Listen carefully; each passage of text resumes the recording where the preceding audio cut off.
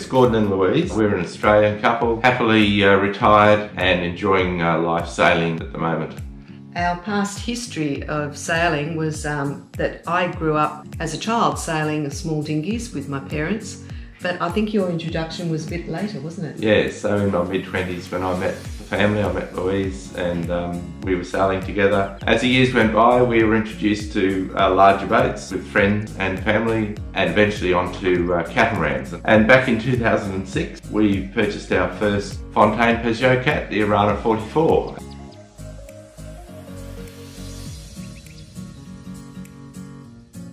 I think our intention was always that we wanted to have the adventure of doing offshore sailing. So when choosing a boat, FP was an obvious choice to us. We were informed of the new model coming out, and being excited and wanting to go cruising again, we decided to put our hand up and purchase the ELBA 45. And I think we both felt that we hadn't achieved our initial dream, which was to sail a boat from France to Australia. And we thought, well, let's do it and get this boat home so that we can enjoy it with family and friends. So our initial plan when we looked at the ELBA was to purchase hull number 1. We were invited up to a dealers meeting in Portugal where we were fortunate to see the boat, and that really reinforced our decision. We then took delivery of the boat at a place called qu'elle towards the end of October, early November.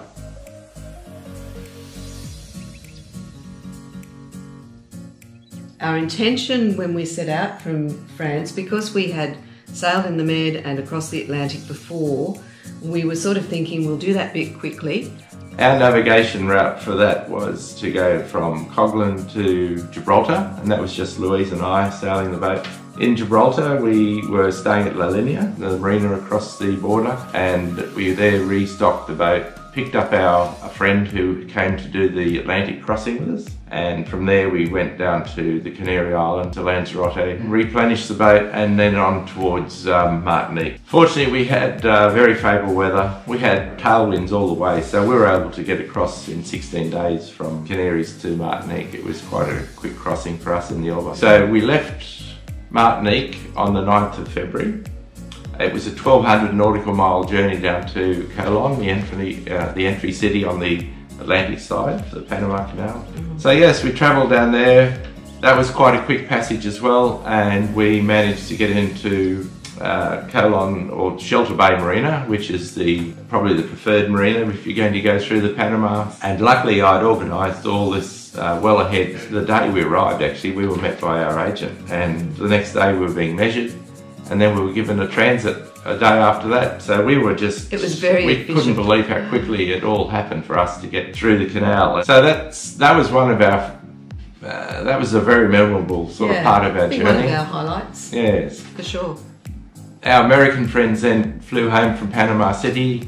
We restocked the boat, and we were only there for 3 nights. Yeah, it was very quick. Very quick turnaround. We departed for Tahiti then, and our plan always was to not stop in Galapagos. We decided we would continue and just go straight through to Papeete, or actually the Marquises was our initial aim. But as we set off, we initially headed toward the south of the Galapagos to try and get into these so-called trade winds that come up in February, March and April and May. And unfortunately, the initial part of our trip was okay, but the trade winds didn't eventuate as we had expected. And then during this part of our journey, the early part, we started to get messages through our communication system we have on board.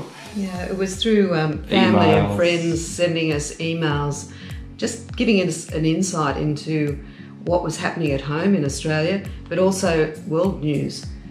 So we were told that there's no boats to leave Tahiti, and fortunately we had a contact who was able to talk to some higher authorities, and eventually we were told that yes, you can depart.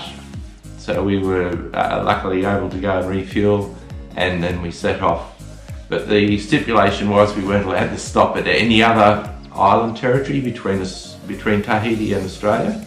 So we left there knowing we couldn't stop off anywhere. But we also left knowing that there was a tropical low depression forming up around the Solomon Islands. So that was always a concern. So we were weather watching, knowing that this was a possibility. We didn't know it was actually going to develop into this massive cyclone that it did. The advice was coming through that the cyclone was forming and that it was going to be a monster. Somewhat formidable. And as it turned out, it was the biggest cyclone to hit that area for 50 years. Now luckily we slowed down enough to let it do have its track through the islands.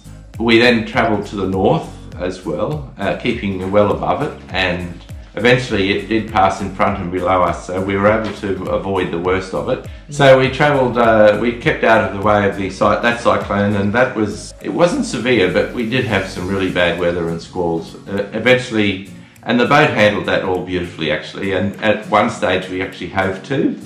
And I don't know if many people have got the experience of hoving to on a cat. It's the first time we've done it. First time we've done it, and you know, we dropped our sails. We're in 30 knots of wind. We're in large rolling swell. It wasn't a big sea, but it was a large swell. The boat, just on its own, turned side on to the swell and the wind, and all of a sudden it was calm. It was just the most amazing feeling. The boat felt stable. We felt very secure. And it gave Louise and I and Phil a chance to just get some really good sleep. And then the next morning we woke up and we were able to continue towards this weather pattern. It was still in front, but we actually passed through what they call a transition zone, and we went through from probably a northerly flow around to a southeasterly flow. And that was, once we were in that southeasterly flow, it was a cleaner air, and we were away from these rain squalls. So that was a relief to get. We thought, phew, we're on our way home. Yeah. Another highlight too was just the fishing. We did catch some nice fish, and I caught a beautiful mahi-mahi, which after catching this one fish, I was told I wasn't allowed to fish again. No, I don't believe in. It was a beautiful, beautiful big fish, and he fed us for 10 days, the three of us for 10 days. So the three of us were very proud that we had achieved what we had. Yes. And we had to actually stop and think,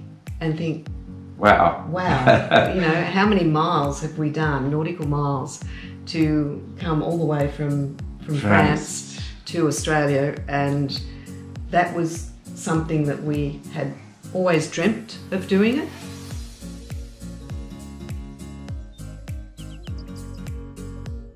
The ELBA actually is a very, very capable downwind sailing boat, and quick. It's stable and very easy to manage. It is. It's a beautiful boat. Very, very comfortable, very, very safe, and good sailing. I felt that when you walk onto the boat, it feels solid. And then when you're sailing, there's something about the rigidity of the boat, but also the softness in the ride.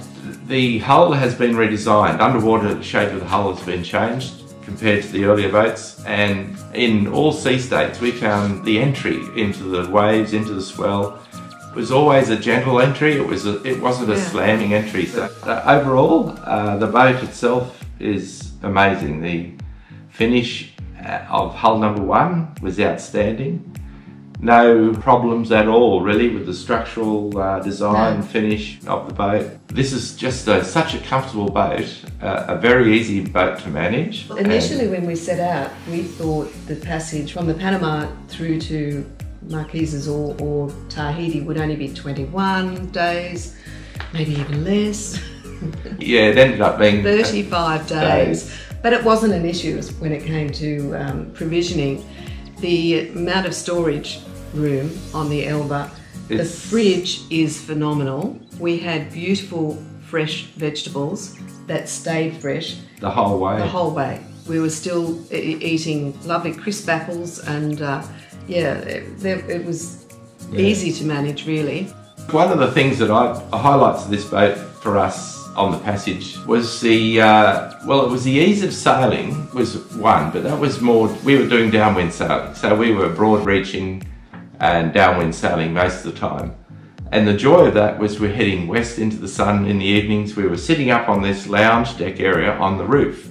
And we'd just sit up there and talk through what we had happened during the day. But to sit up on that rooftop, It was so comfortable. It was amazing. Like the sail, the boat, we had the Jenica up, the main up, the autopilot sailing the boat. We were doing 8 knots. What I liked about you couldn't that hear time, it. You just didn't realise how smoothly and how easy it was. I was just going to say what I enjoyed about that was that when you went from the saloon up onto the helm and then stepped up onto the roof, you felt like you were in another world. It was quiet and comfortable. It's just so beautiful. comfortable. It was lovely.